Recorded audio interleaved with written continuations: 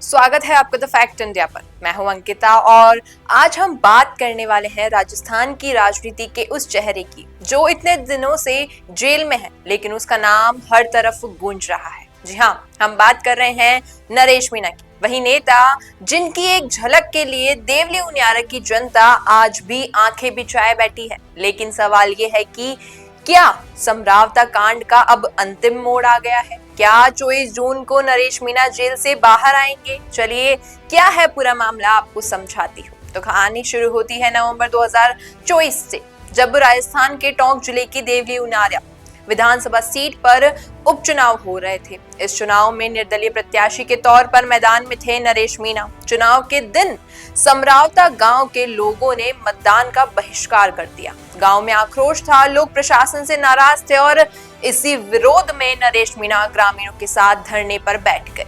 वो आरोप लगा रहे थे कि प्रशासन जबरन वोटिंग करवा रहा है। फिर अचानक माहौल इतना गर्मा गया कि नरेश मीणा पोलिंग बूथ पर पहुंचे और वहां ड्यूटी पर तैनात एसडीएम अमित चौधरी को थप्पड़ जड़ दिया। अब आप सोचिए, चुनाव का दिन है, अधिकारी मौजूद है, मीडिया का माहौल है और एक नेता का ऐसा एक्शन। इसके बाद जो हुआ वो हुआ। पुलिस हरकत में आई और नरेश मीणा को हिरासत में लेने के लिए समरावता गांव पहुंची।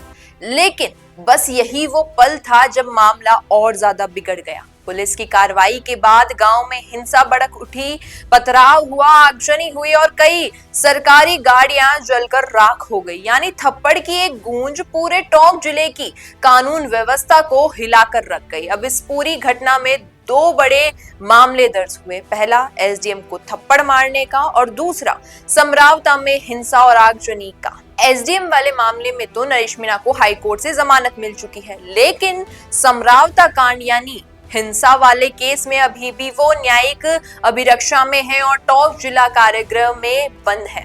अब अपडेट की बात करें इस केस में तो सोमवार को टोंक जिले की SC/ST कोर्ट में इस केस की चार्ज बहस पूरी हो चुकी है। यानी दोनों पक्षों ने अपनी दलीलें रख दी है, लेकिन कोर्ट ने फैसला उस दिन नहीं सुनाया। अगली तारीख दी गई है 24 जून। यही वो तारीख है जब तय होगा कि नरेश मीणा पर जो मुकदमा चलेगा या फिर वो बरी हो जाएंगे। और अगर बरी हो गए तो इसका मतलब होगा रिहाई का जो रास्ता है वो साफ हो जाएगा, लेकिन तब तक के लिए नरेश मीणा को जेल में ही रहना होगा। कोर्ट ने उन्हें चार्ज बहस के दौरान पेश नहीं करवाया, यानी माहौल अभी भी जो है गंभीर है। लेकिन आप सोचिए, क्या एक नेता जो अपने गांव के लोगों के साथ धरने पर बैठा है, जो कह रहा है कि प्रशासन जबरदस्ती वोट करवा रहा है, वो अगर एक अधिकारी को थप्पड़ मार देता है तो क्या उसका मतलब ये है कि उसे महीनों तक जेल में रहना चाहिए?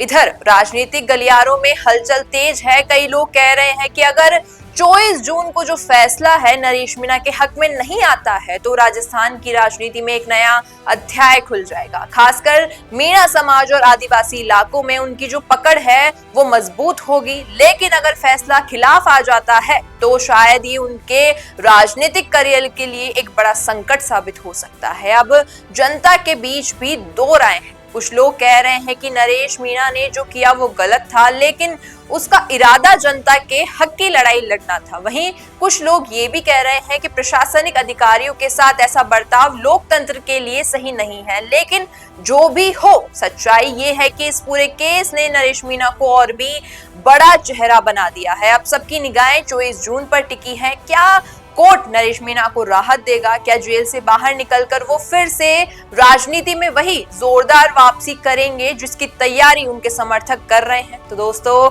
आपको क्या लगता है, क्या नरेश मीणा की जो रिहाई है वो तय है या फिर कानून अपना रास्ता खुद बनाएगा? कमेंट में अपनी राय जरूर दीजिएगा। वीडियो पसंद आया हो तो इसे लाइक करना, शेयर करना और चैनल द फैक्ट इंडिया को सब्सक्राइब करना न भूलना। धन्यवाद।